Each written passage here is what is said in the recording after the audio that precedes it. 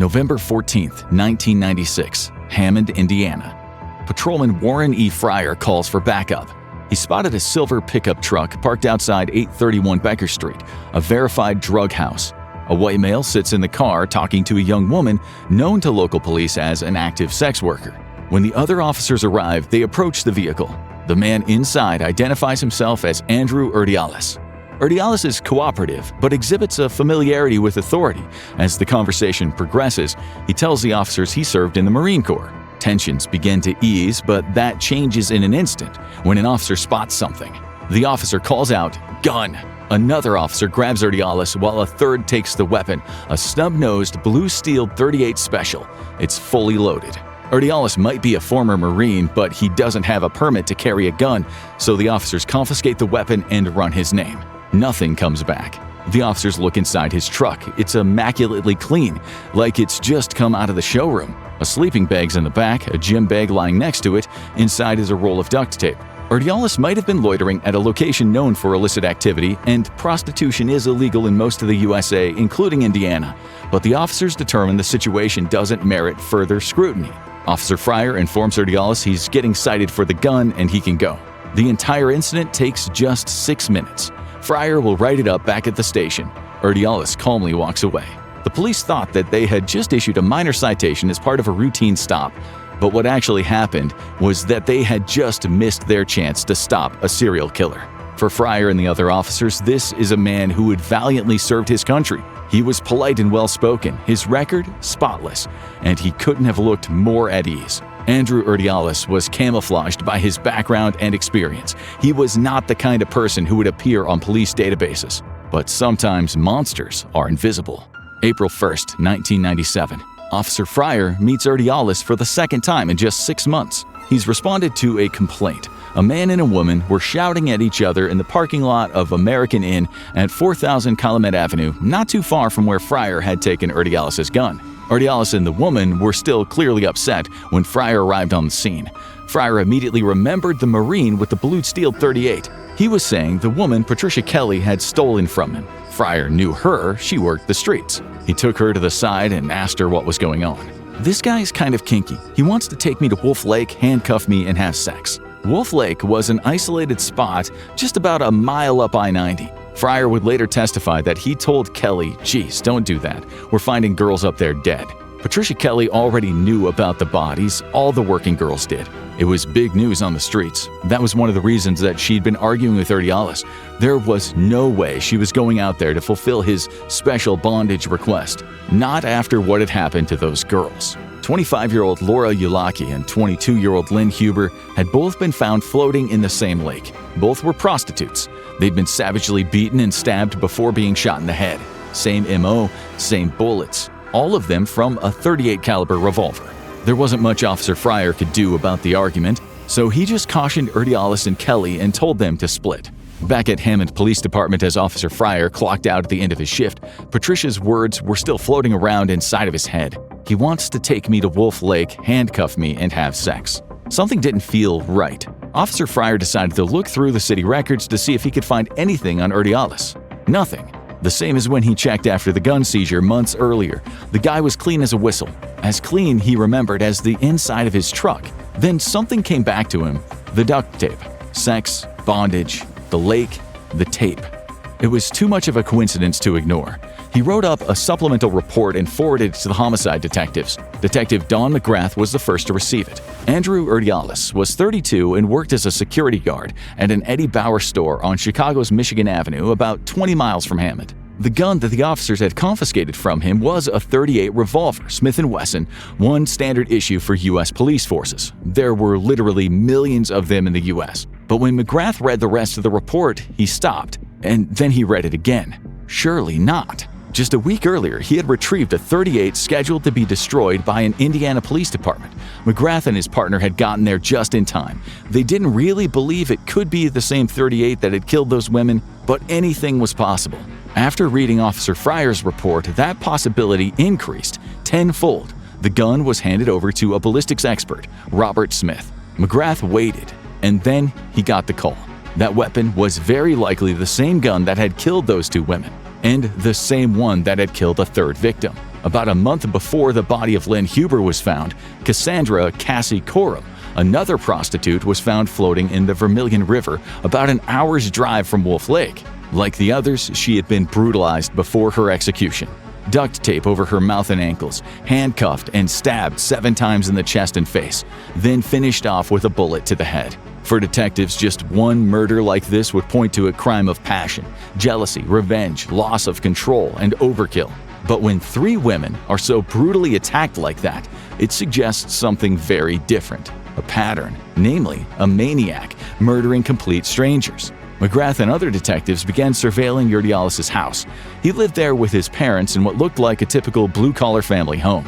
It was about 9 a.m. on April 22nd when Urdiales left for work, walking out of the back door and into an alley.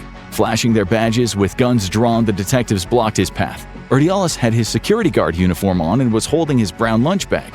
He sounded more concerned about being late for work than being stopped by homicide detectives. "Fine," he said. He didn't mind answering a few questions back at the precinct.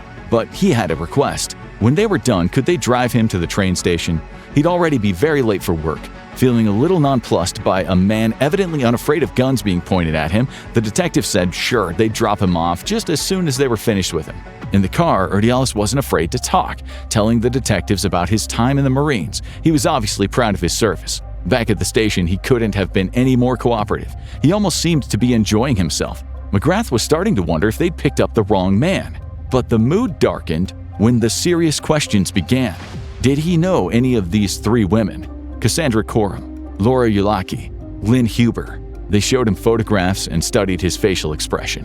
Still calm, Urdiales shook his head. No, he never heard those names before, and no, he didn't recognize their faces. What about the gun he'd had confiscated back in November 1996? That he remembered. He explained he should have gotten a permit. But no, he never loaned it to anyone. He might have been a little reckless about the paperwork, but he always kept the gun safely locked in a lockbox. No one but him had a key. One of the detectives looked him squarely in the eye. That gun, to the exclusion of every gun in the world, was the murder weapon that killed these 3 women in Illinois. There was no response. Urdiales just looked back at them, his face blank and inscrutable. He had just gone on record saying he was the only person in the world who had access to a murder weapon. Still emotionless, he slowly began loosening his security guard tie, undoing the knot. The detectives, bewildered, didn't know what he was doing until he told them, "I guess I won't be going into work today." No one expected what came next. "You might want to call California," Urdiales said. "There are some open homicides that they probably would like to know about." The detectives didn't know it, but completely by accident, they had stumbled into a case that went much deeper than 3 dead Illinois prostitutes. The man sitting in front of them, who in some ways was feeling relieved, was about to solve some horrific crimes that went back over a decade. He removed his security badge and settled in to tell them the full story. The story of how a man, once honorably discharged from the United States Marine Corps, had become a sadistic serial killer. Multiple brutal murders, each marked by an animalistic rage. Women he abducted, tortured, and killed. Methodically, carefully, like a man who had been trained to kill. And he told those stories with such calmness and poise, as if those women were nothing more than a project. January 18, 1986, Orange County, California. 23-year-old Robin Brandley was volunteering to help out at Saddleback College, where she studied communications. There was a jazz piano concert that night, and she was working as one of the ushers. The campus had a reputation for being safe, so when the concert finished and with everyone long gone, Robin didn't think that she was in any danger walking to her car. It was around 10:30 p.m. She was parked in Lot 12 next to the Fine Arts Building. The lamps lit the center of the lot, but at the edges near the trees it was pitch black, and someone was lurking, watching her. Urdiales was then just 21, a Marine stationed about a 35-minute drive away at the Marine Corps Base Camp Pendleton. He had driven to picturesque Mission Viejo that night with the express intention of hurting someone, turning off when he saw a sign for a college. Hiding in the darkness of the trees, he watched as Robin walked toward her car. As she struggled with her keys, he ran up behind her, put his hand over her mouth, and whispered something about a robbery. He was lying. This was never about money. He took his 6-inch dagger and drove it into her back. Again and again, 41 times. She tried to fight back, but her body was soon limp in his arms, blood pouring from her wounds. As she slumped to the ground, he slipped back into the darkness. It was his first murder. When he later recounted the story to detectives, he couldn't explain what had driven him to do it. He said that he'd gone out for a drive, he was furious, but he didn't know why. There was so much rage inside of him and he couldn't explain where it had come from. The part he did understand, though, was that he had enjoyed it. Every single second from start to finish. He wanted to feel that again. But the next time, he needed a plan. Disorganized murder wasn't his style. Methodical murder, that was the only way. He wasn't going to let himself get caught, so he went back to Camp Pendleton that night and he drew up a blueprint for the perfect crime. Urdiales had gotten lucky. When a security guard found Robin's mutilated body and reported it to the police, there was no CCTV evidence. The killer had left none of his blood behind. There was no hair, no fingerprints, no witnesses. The case went cold and stayed that way for years, despite it constantly being all over the news. A brutal murder of a promising young student from a caring middle-class family in what should have been one of the safest places in California. It caused mass panic among the public. It was a crime reminiscent of Ted Bundy and Edward Kemper, both killers of young female students. But detectives believed it had to be a crime of passion. 41 stab wounds. Someone must have really hated her. She'd been stabbed in the back, neck, and the chest. There were deep cuts on her hands from where she tried to defend herself. It had to be revenge or jealousy, but the details of the investigation could never corroborate that. Urdiales knew he'd made a mistake. Next time, he'd pick a more isolated place, and he'd choose a woman that no one would look too hard for. Women whose deaths wouldn't go much further than a police report. Poor women, addicts, sex workers. And he'd need equipment, a murder kit. Take it out, use it, and then hide it in a locker somewhere. A pistol, bullets, machete, masks, shovels, twine, and duct tape. License plates to use when necessary. 2 months after he murdered Robin, he was moved out of Pendleton and went to the Marine base at Quantico, Virginia. But he was soon back in California at the base at 29 Palms out in southern San Bernardino County, desert country. He was ready for another victim, and this time he had a plan. First, find a sex worker, one like 29-year-old Julie McGee. Then he would invite her up to a secluded area, be friendly and calm, convince her to be tied up. Julie was last seen in Cathedral City, Palm Springs, on July 17, 1988. Her body was found dumped in an isolated area, bound, beaten, sexually abused, stabbed, and shot. Again, the killer had left no DNA evidence behind. But this time, just as Urdiales expected, her murder didn't even make the newspapers. 31-year-old Marianne Wells was found on September 25th that same year, not in the desert this time, but dumped in an alleyway in downtown San Diego. Once again, beaten, bound, sexually abused, shot. This time, there was something different though. The killer had made a mistake. He'd left a shell casing. He waited until April 16, 1989 to do the same to 18-year-old Tammy Irwin, found dead in an isolated area in Riverside County. Again a sex worker, and again a cartridge casing found at the crime scene. Police now had 2 casings, but they had not connected the crimes. It was the same MO, but the cruel fact of life was finding the bodies of brutalized sex workers wasn't very unusual, and the FBI's violent criminal apprehension program, still new and inconsistently used, couldn't catch what no one was really looking for. Urdiales was hiding in plain sight, a maniac living what looked like a conventional life. He could sneak off the base, collect his murder kit from his locker, either rent a car or use false plates, and be back at the base that same night. Urdiales was not a bad-looking guy. He was physically fit, and after serving in the Marine Corps, he was discharged in 1991 and went back to Chicago to live with his parents. He'd now crossed state lines. Catching serial killers was hard enough when they stay in the same state.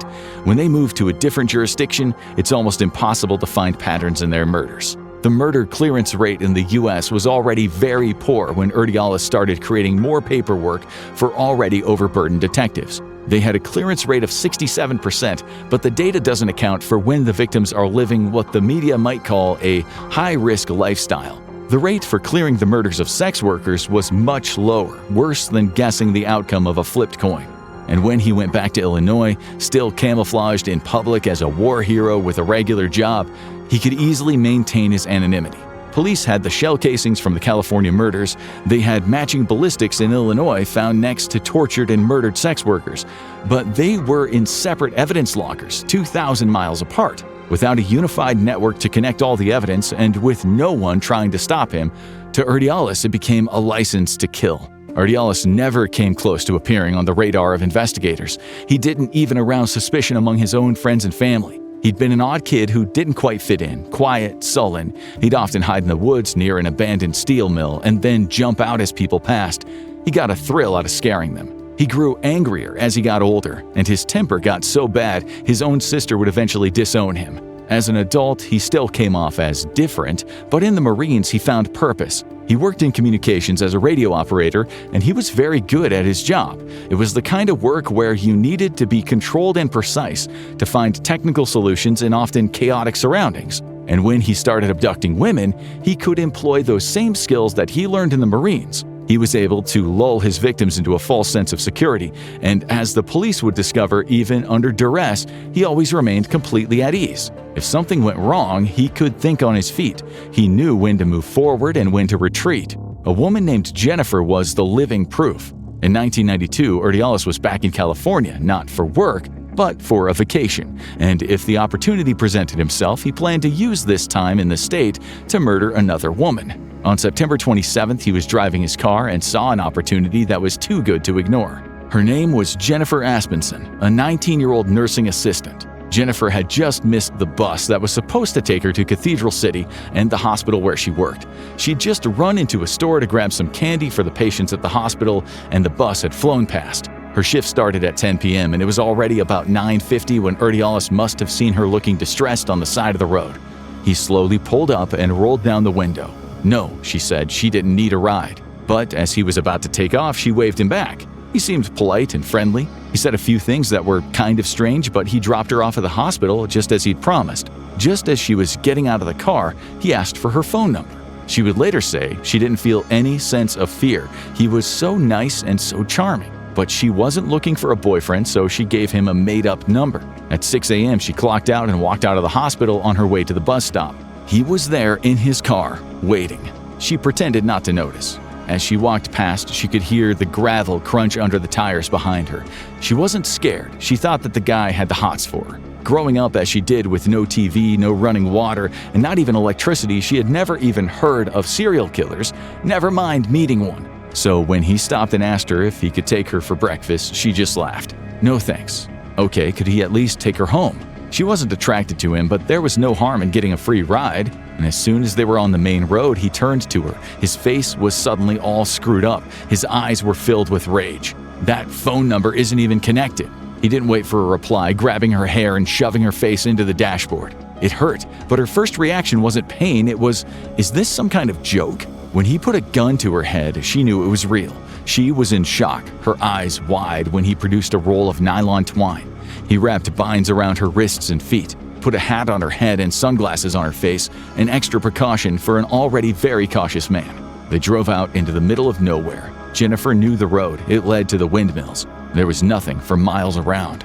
I'll do anything you want, anything. I'll even rob a bank with you. He ignored her, just looking ahead through the window. Jennifer felt a sense of evil she had never felt in her life. And in the middle of the desert, the windmills just ahead, he stopped. This is it, she thought. This is the time I die. She was right. Urdiales would later recall the pretty girl in the gray sweatshirt and sandals, the one who had given him the fake phone number. I just started squeezing her, choking her with my hands. It was methodical, so fast, like a precision attack he'd practiced to perfection.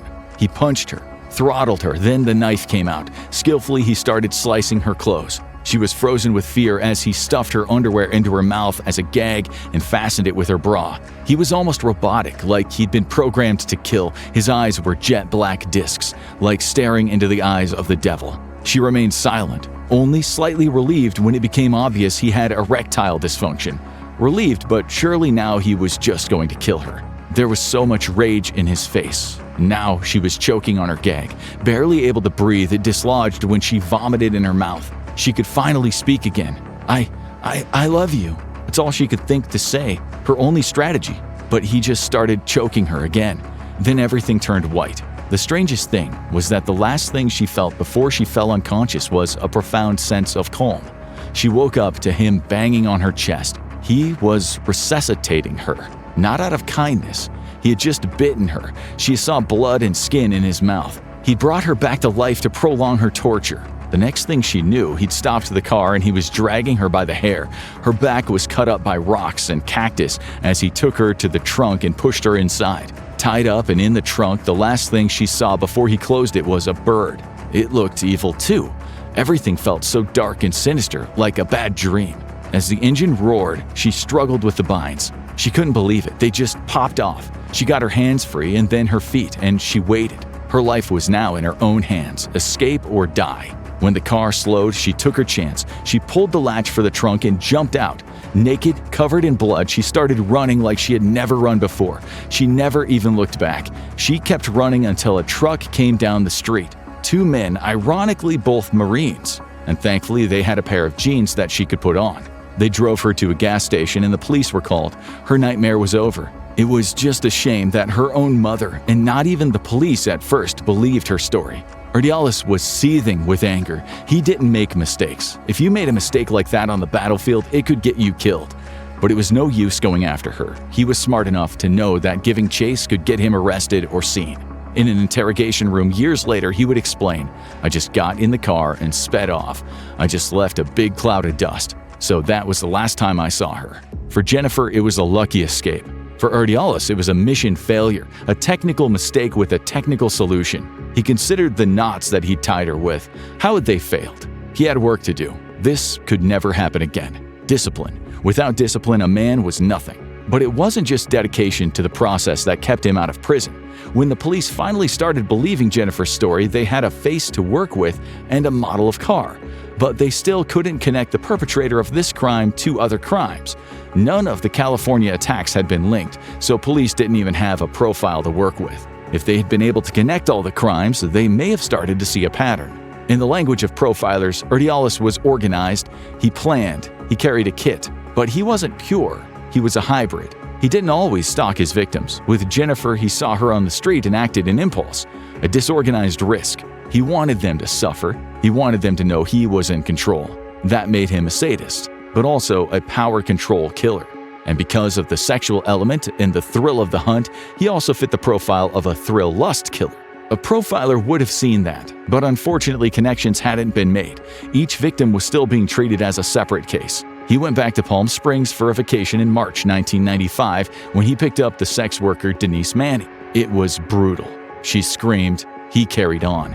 Bound, he forced her to walk into the desert. He then told her to stop and turn around. She did, and he shoved his pistol into her mouth and pulled the trigger. Another murder, but the process here was slightly different. He changed his MO. He returned to the body.